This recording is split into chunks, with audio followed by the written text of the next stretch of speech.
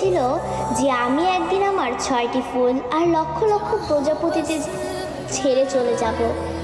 এমন একটা দিন আসবে যেদিন আর্মিদের মাঝে সকালে ঘুম থেকে উঠে আর্মিরা ফোন হাতে নিয়ে মনে পড়বে যে আজ বিটিএসদের লাস্ট কনসার্ট বা আজ তাদের ডিসব্যান্ড হওয়ার দিন।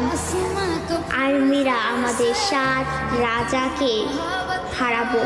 সত্যিই তো বিটিএসরা আমাদের ছেড়ে চলে যাবে।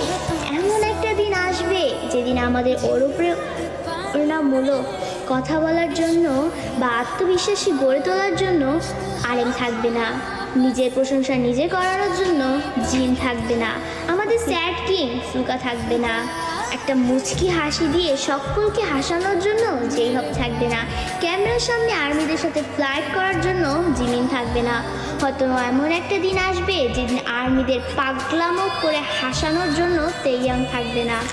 হয়তো সেদিন এমনও হতে পারে বানি ইসমাইল দিয়ে র্যাপ মনস্টার বলার জন্য জাংকুক থাকবে না। সেদিন হয়তো বা বিটিএস নামক ওই ব্যান্ডটা থাকবে না। হয়তো তাদের আর কোনো গান অ্যালবাম রিলিজ হবে না। আমরা হয়তো বা আমাদের 7 রাজাকে আর কোনোদিনও ফিরে পাবো না। আমরা আর্মিরাই চাই না যে আমাদের প্রাণপ্রিয় বিটিএস 2027 সালে ডিসব্যান্ড হয়ে যাক, কিন্তু 2027 সালেই হোক বা 2034 সালেই হোক, একদিন না একদিন তাদের সব কিছু ছেড়ে চলে যেতে হবে। ডোরেমনও তো রোবট হয়েও সারা জীবন নোবিতার কাছে থাকতে পারেনি, তবে বিটিএস মেম্বারও তো মানুষ, তারা কিভাবে পারবে আমাদের সাথে সারা জীবন থাকতে? তবে তারপরও আমি বলবো আমাদের প্রিয় বিটিএস কোনোদিনই ডিসব্যান্ড হবে না।